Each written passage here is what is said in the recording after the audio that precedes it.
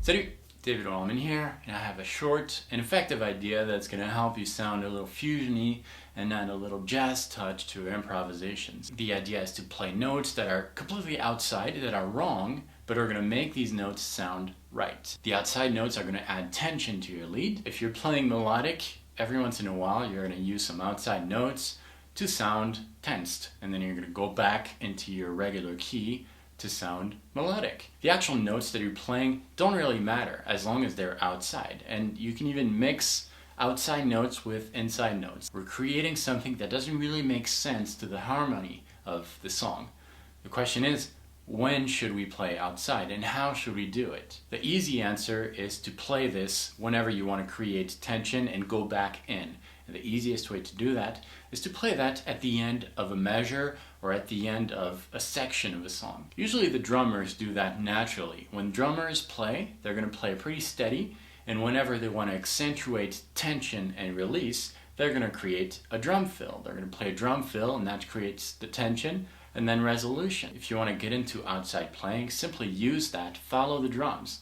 Listen to the drums in the backing track. Whenever you hear a drum fill, that's a good time to play outside. What should we play and how should we play it? That's another question.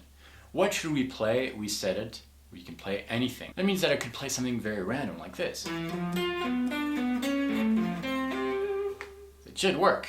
But that's a little incoherent. Not only are these notes outside, but the melody is kind of hard to follow. We're going to try to avoid that. We're going to make things easy by creating a very short pattern that we're going to repeat over and over in a chromatic way. Here's a shape that I like to use and it works all the time. It's a 3-note shape. You can start on any string you want, any fret you want. For example, 4th string, 5th fret, followed by the 3rd string, 4th fret, 2nd string, 3rd fret.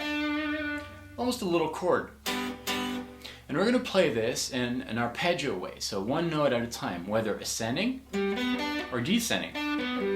You can use this on any string, any fret. Remember, once you play these 3 notes, we're going to repeat the sequence in a chromatic way, ascending or descending. It doesn't really matter.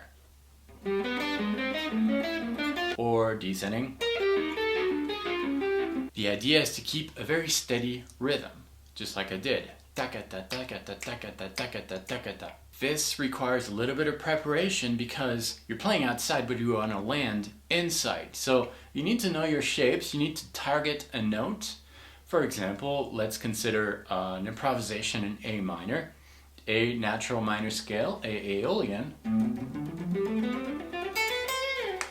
And if I'm phrasing with this, no matter where I am on the fretboard and I want to add tension, I'm going to use that shape, any string, any fret, descend or ascend, and land on one of the notes of the scale.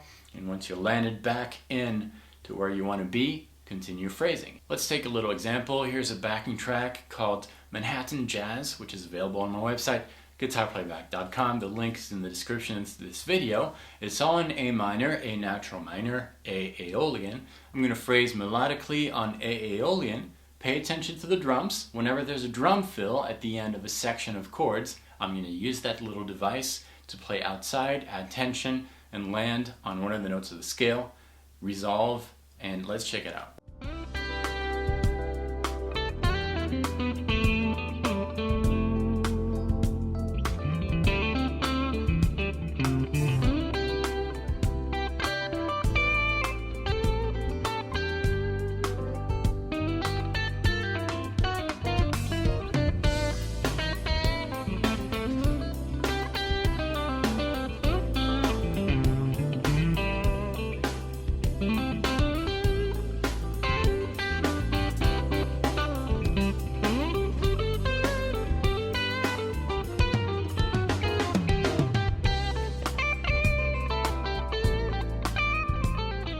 That's how it's done. I hope you like this idea. You can be creative. That was one shape, but you can use any shape.